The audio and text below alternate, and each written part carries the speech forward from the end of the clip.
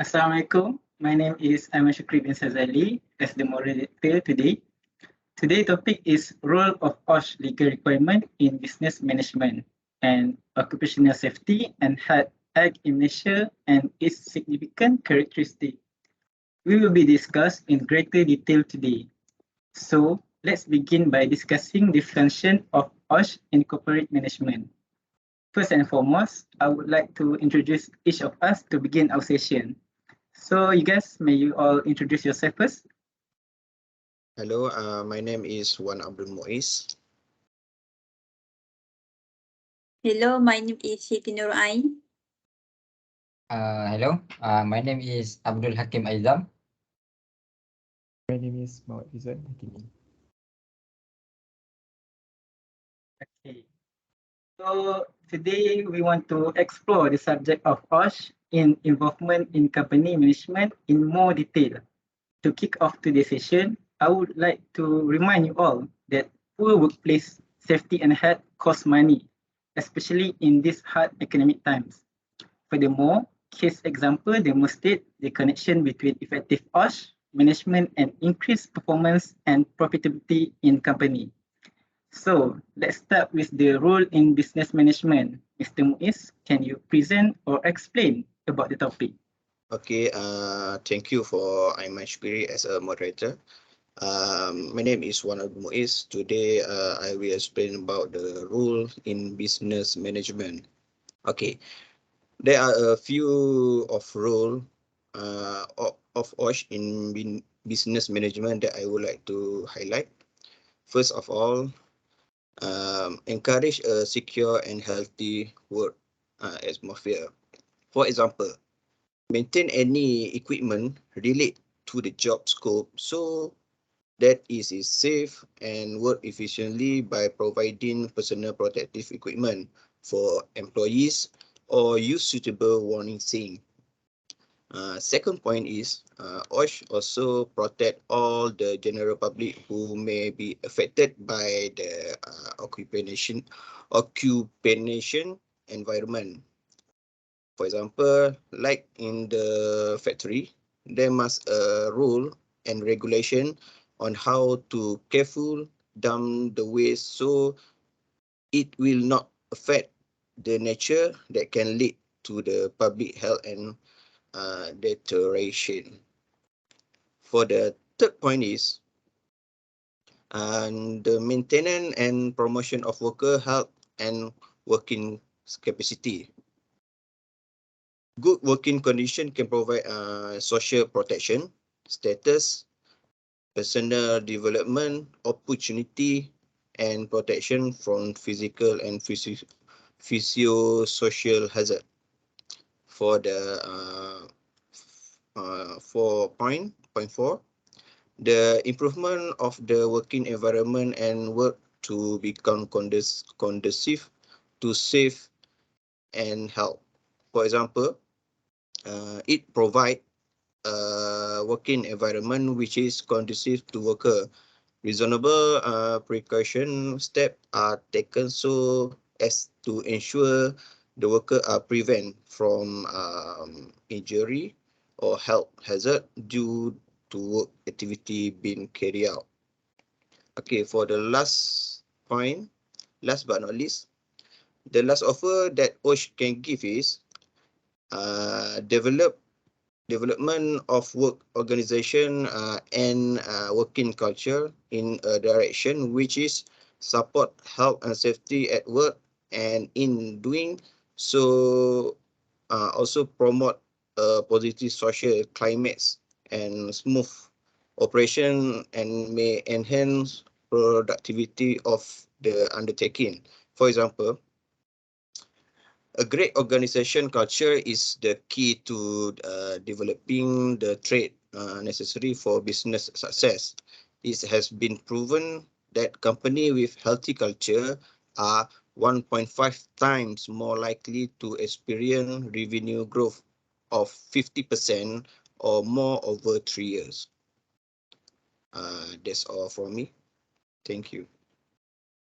Thank you for your explanation, Mr. MUIZ. So right now I want to know a little bit of benefit of OSH. So I would like to ask Ms. Siti Nurain, can you explain about the benefit of OSH? Thank you, Aiman, for the question. Occupational safety and health are a priority in any business because it is essential to running a successful business. So there are several advantages of occupational safety and health in business management. The key of advantage occupational safety and health is that it can help to improve the safety and health standard across a business, reduce costs due to accident, and enhance the company reputation. Based on my research, the advantage is to improve overall safety and health performance by investing in occupational safety and health. Employers can invest either through the providing safety and health training to their employees or managing how incidents are reported. This is important because it encourages the employees as a whole to be aware and pay more attention to the work safety, which in turn will help reduce common safety issues. When the employees provide training about safety and health, the employee will have a clear understanding of how to conduct important tasks such as reporting an incident, responding to an issue, or solving the problem. And next, the advantage of occupational safety and health is the ability to help save a company of a lot of money by reducing accident. Employer are liable for compensation if employees become ill or injured while working. Increasing the company active awareness of any safety and health risks or concern in the building help reduce the chance of incident, and it can reduce the accident cost. For example, if an employee trips or falls on an unmarked wet floor, they may be forced to take time off work, which will cost the company additional money to hire replacement worker.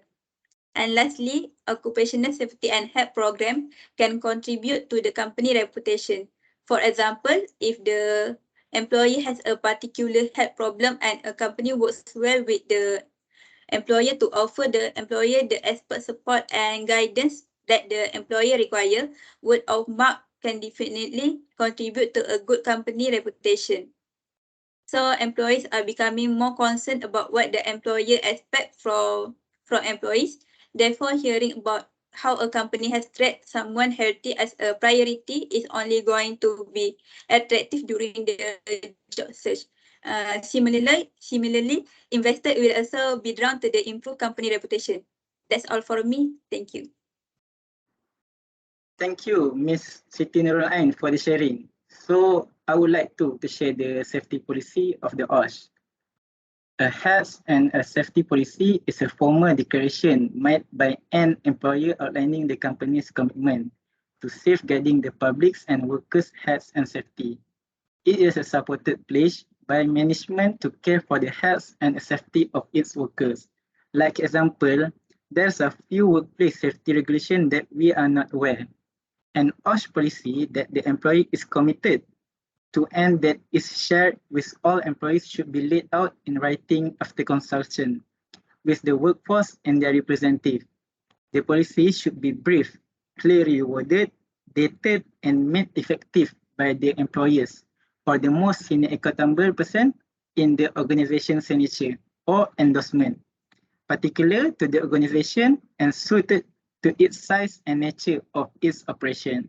So, for the organization should be informed and easily accessible to everyone at their place of employment, accessed for continued appurtenance and made available if necessary.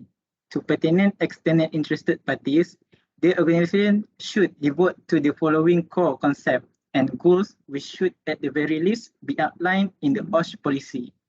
So, ensuring that workers and their representatives are consulted and encouraged to participate actively in all elements of the OSH management system, preventing work-related injuries, ill health, disease, and incident, sticking to relevant OSH national laws and regulations, voluntary programs, collective agreement on OSH, and other requirements to which the organization subscribes and continually improving.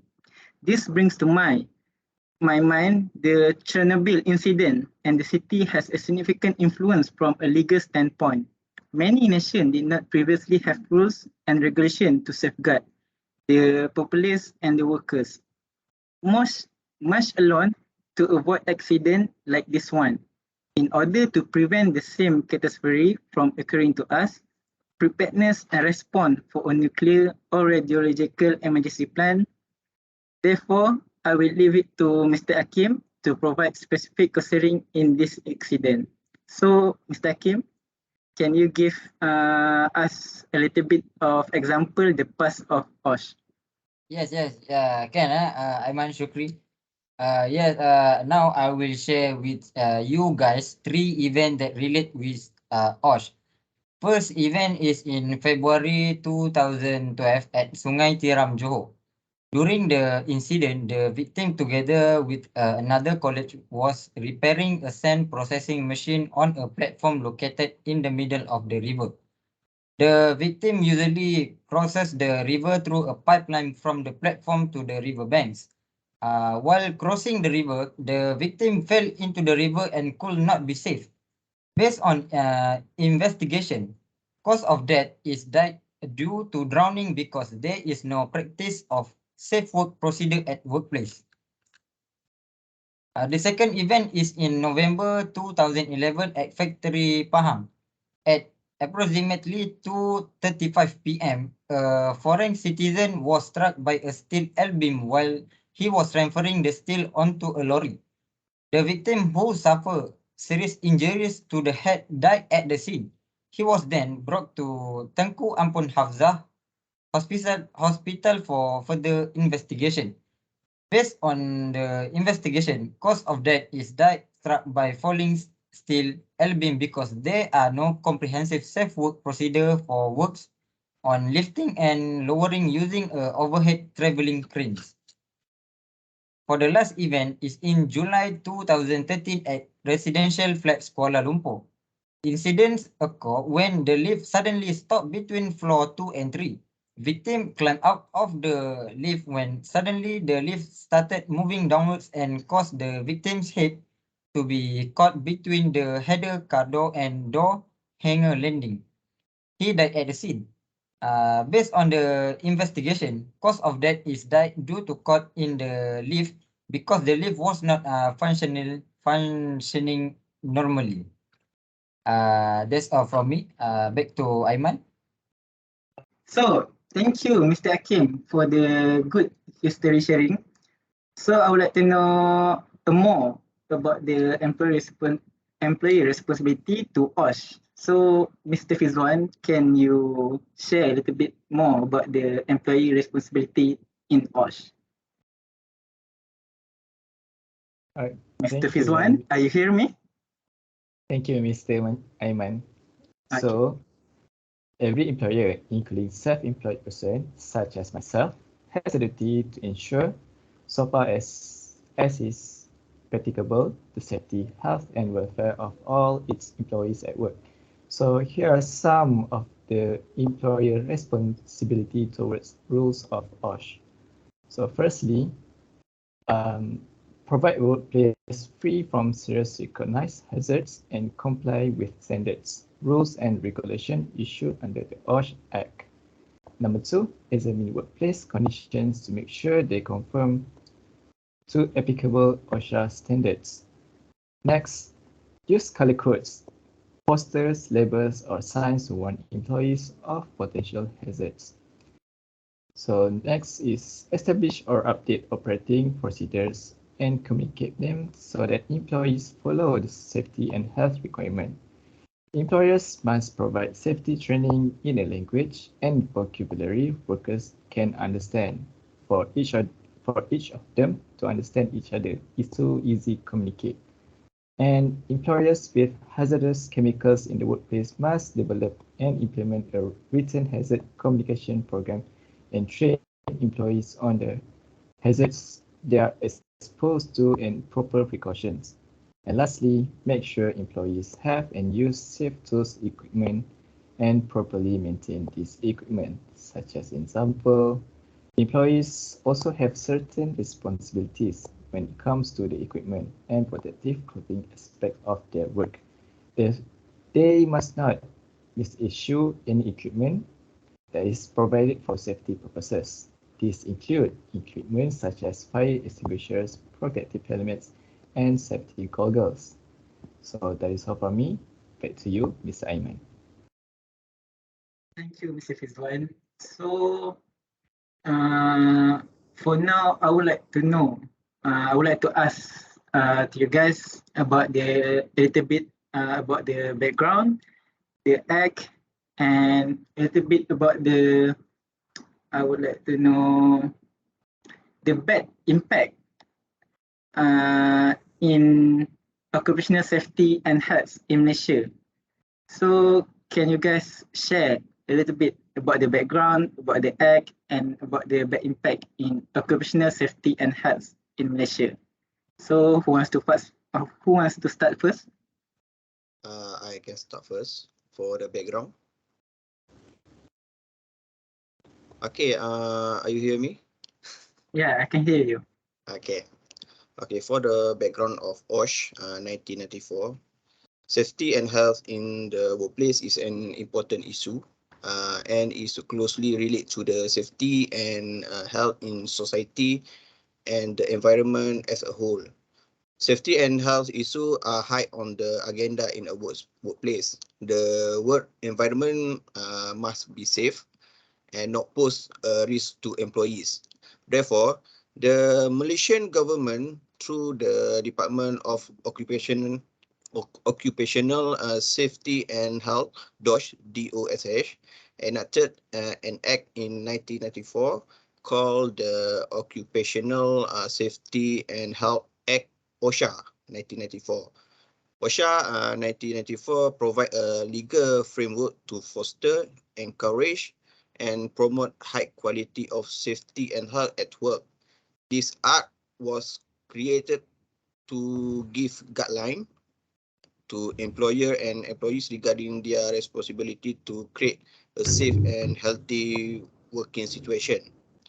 Okay, for your information, the factor that lead to the establishment of the Occupational Safety and Health Act 1994 was because there were many weaknesses in the Factory and Machinery Act 1967 and the high accident statistic at workplace.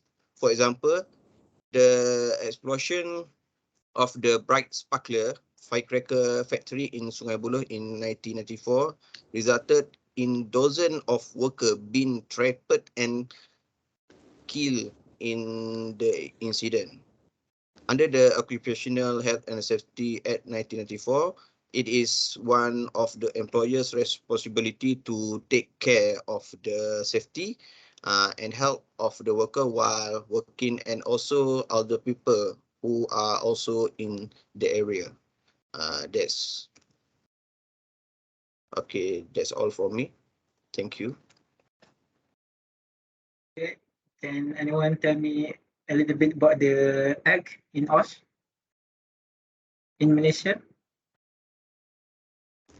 I can tell you about the act and event in the Malaysia. The act that I found is the Occupational Safety and Health Act 1994. The act is under notification of accidents, dangerous occurrence, occupational poisoning, occupational disease, and inquiry. An example of regulation related to the act is Regulation 9, which is not interference at an accident or dangerous occurrence scene, where the accidents or dangerous occurrence causes the death of any person or serious illness bodily to any person or serious damage and dangerous to plant or other property. No person shall, unless authorized to do so, remove or in any way influence with or disturb any plant, substance, article, or thing related to the incident except to the extent necessary to save the life, prevent injury, or relieve the suffering of any person. Second, maintain the access of general public to an essential service or utility. Third, to prevent further damage or serious loss of property or environment. An example of an event related to Act 514 is the worker killed after falling for a height. Based on the case summary, a foreigner subcontractor worker died after falling from the 13th floor while working overtime installing aluminium window in Sarawak. It is because first, the victim was a subcontractor for the installation of aluminium window and fell through an elevator shaft that was used as a garbage dump. Second, the location of the incident was disturbed during the investigation. Third, the victim has worked overtime without the knowledge of the main contractor. And lastly, the lift pin has no guard or fences during the incident. That's all my point. Okay, I can tell you another act. Okay.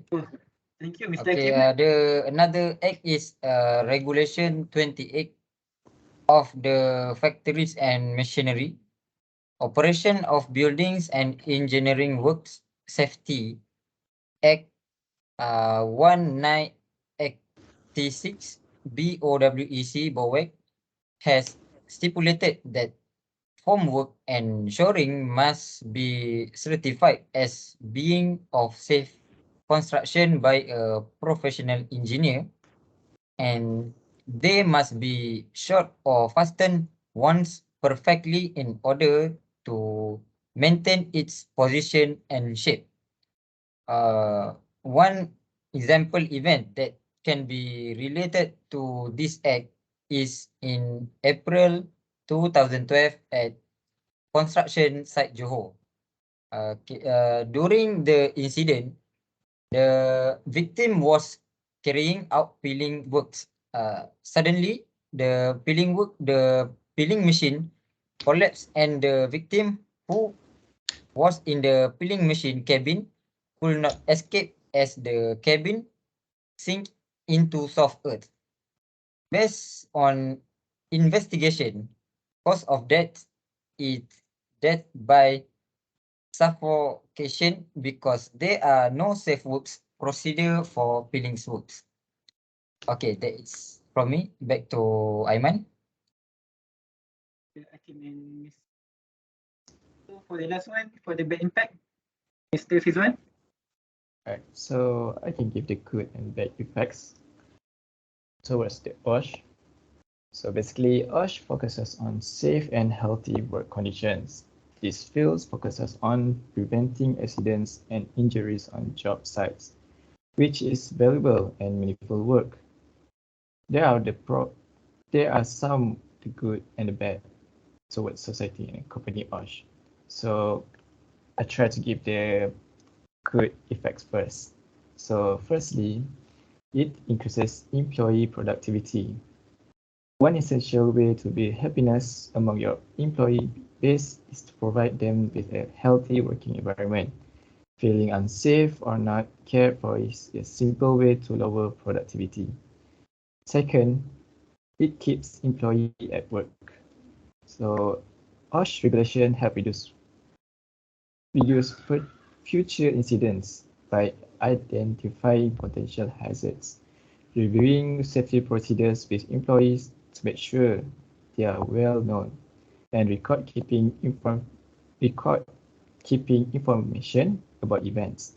A safer environment keeps employees at work by reducing the chances of accidents or health problems. Third, and lastly, protects from lawsuits or legal ramifications. So OSH sends inspectors to build business location for standards, compliance, and assessment. When your company passes inspection, documentation is provided. Personal injury lawsuits filed by workers are more difficult to defend if a recent inspection is on file. Instead of relying on a form of private enforcement and regulation through a lawsuit, filing inspectors protect your business from lawsuit.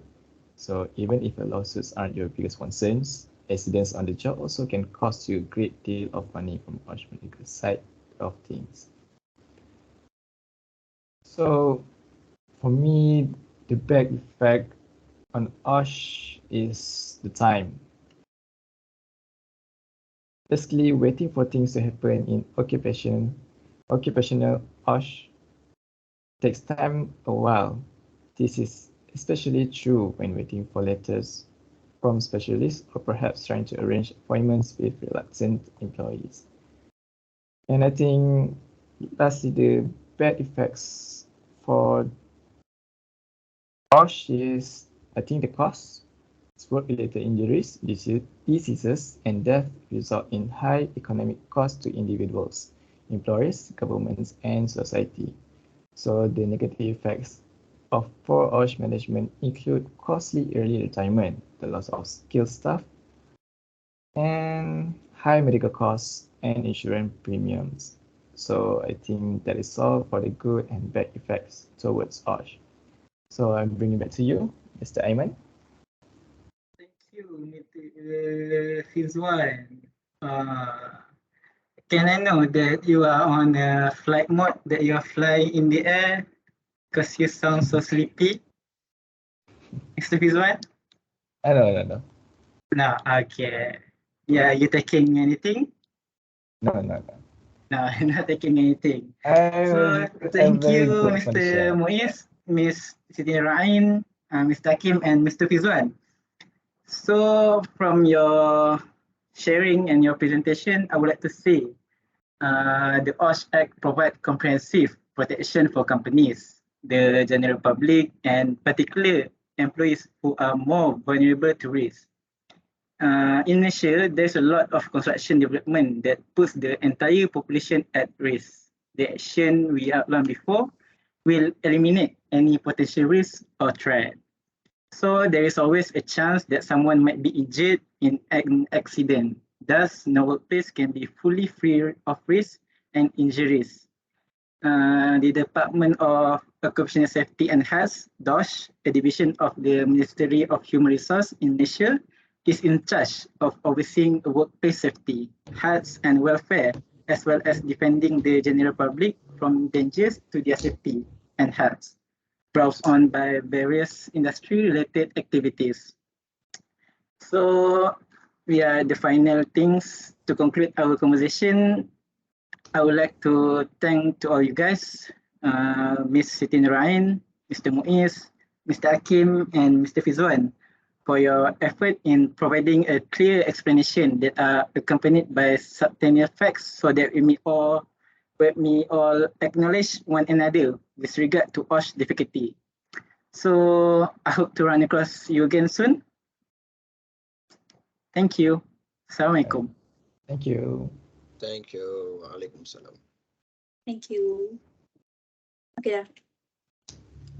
Sekejap.